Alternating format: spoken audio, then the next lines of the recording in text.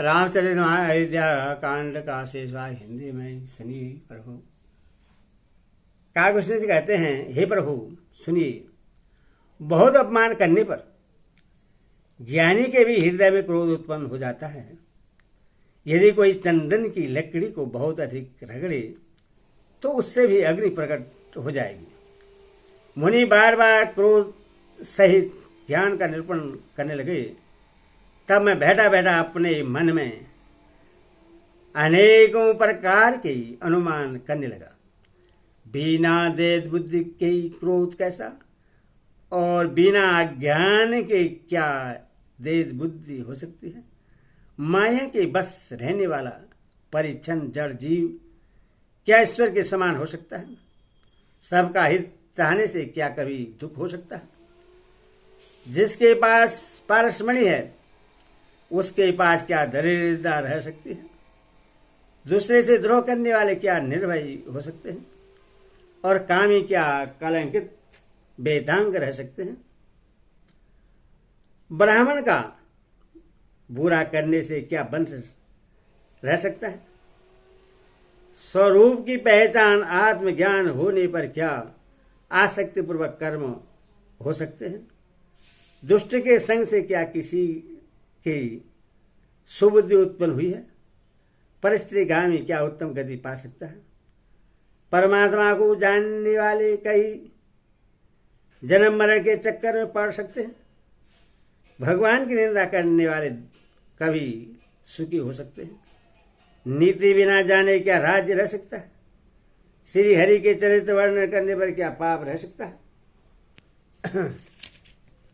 बिना पुण्य के क्या पवित्र यश प्राप्त हो सकता है। बिना पाप के भी क्या कोई अपयश पा सकता है। जिसकी महिमा वेद संत और पुराण गाते हैं, उस हरि भक्ति के समान क्या कोई दूसरा लाभ भी है। हे भाई, जगत में क्या उसके समान दूसरी भी कोई हानि है कि मनुष्य का शरीर पाकर भी श्री राम जी का भजन न किया जाए। चुगलखोरी के समान क्या कोई दूसरा पाप है। और हे गरुड़ जी, दया के समान क्या कोई दूसरा धर्म है। इस प्रकार मैं अगणित युक्तियां मन में विचारता था और आदर के साथ मुनि का उपदेश नहीं सुनता था। जब मैंने बार बार सौगुण का पक्ष स्थापित किया तब मुनि क्रोध युक्त वचन बोले, अरे मूढ़, मैं तुझे सर्वोत्तम शिक्षा देता हूं तो भी तू उससे नहीं मानता और बहुत से उत्तर प्रत्युत्तर दलीलें लाकर रखता है।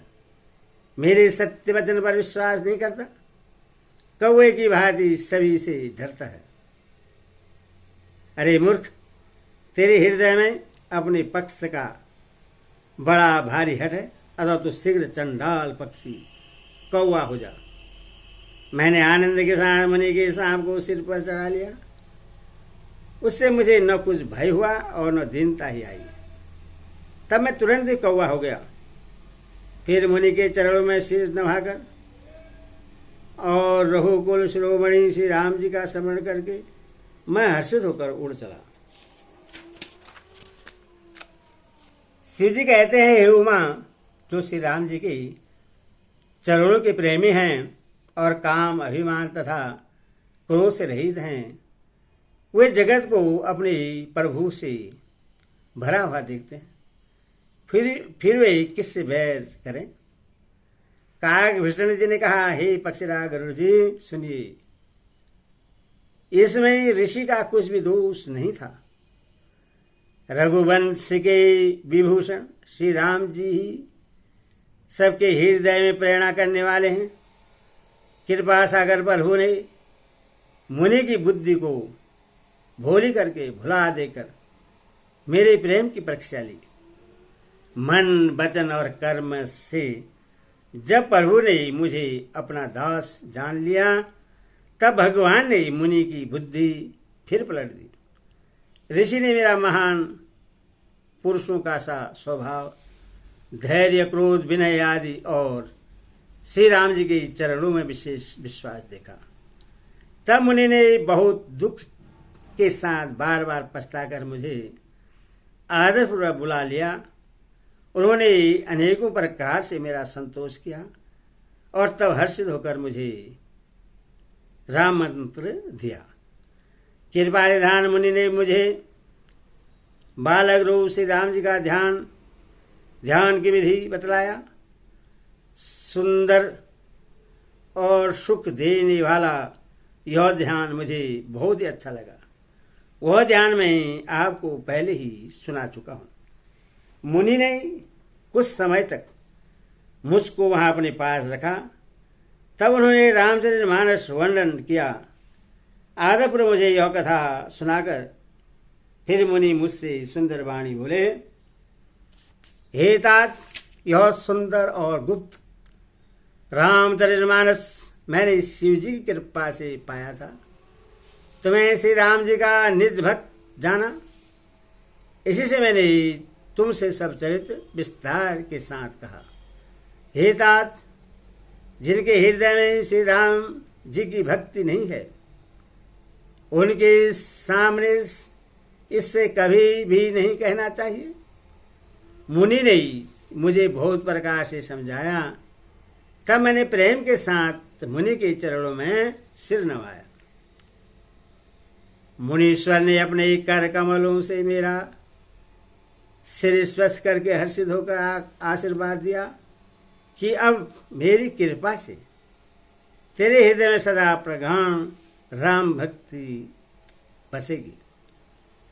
तुम सदा से राम जी को प्रिय हो और कल्याण रूप गुणों के धाम मान रहित इच्छानुसार रूप धारण करने में समर्थ इच्छामूर्त, जिसका शरीर छोड़ने की इच्छा करने पर भी मृत्यु हो, बिना इच्छा के मृत्यु न हो, एवं ज्ञान और वैराग्य भंडार हो।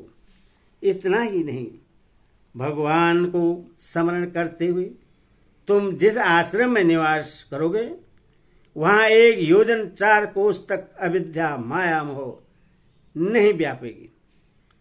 काल कर्म गुण दोष और स्वभाव से उत्पन्न कुछ भी दुख तुमको कभी नहीं व्यापेगा। अनेकों प्रकार के सुंदर श्री राम जी की रहस्य, गुप्त मर्म, चरित्र और गुण जो इतिहास और पुराणों में गुप्त और प्रकट हैं, वर्णित और लक्षित हैं,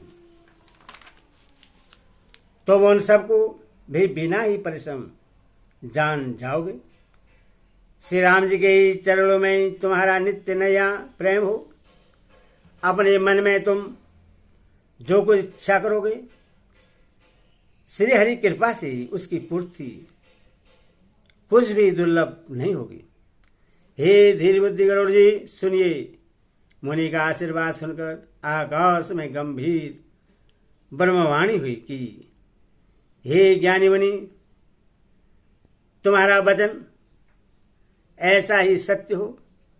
यह कर्म मन और वचन से मेरा भक्त है। आकाशवाणी सुनकर मुझे बड़ा हर्ष हुआ। मैं प्रेम में मग्न हो गया और मेरा सब संदेह जाता रहा। तदंतर मुनि की विनती करके आज्ञा पाकर और उनके चरण कमलों में बार बार सिर नवाकर मैं हर्ष सहित इस आश्रम में आया। प्रभु श्री राम जी की कृपा से मैंने दुर्लभ वर पा लिया।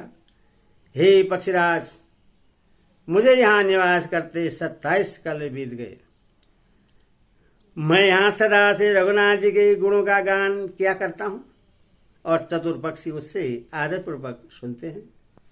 अयोध्यापुरी में जब जब श्री रघुवीर भक्तों के हित के लिए मनुष्य धारण करते हैं, तब तब मैं जाकर श्री राम जी की नगरी में रहता हूँ और प्रभु की शिशु लीला देखकर सुख प्राप्त करता हूँ।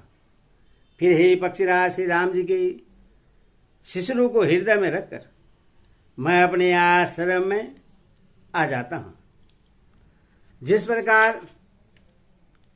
जिस कारण से मैंने कौवे की देह पाई, वह सारी कथा आपको सुना दी। हितात, मैंने आपके सब प्रश्नों के उत्तर कहे। आहा, राम भक्त की बड़ी भारी महिमा है। मुझे अपना यह काक शरीर इसीलिए प्रिय है कि इसमें मुझे श्री राम जी के चरणों का प्रेम प्राप्त हुआ। इसी शरीर से मैंने अपने प्रभु के दर्शन पाए और मेरे सब संदेह जाते रहे, दूर हुए। हरि ओम कृष्ण हरि ओम।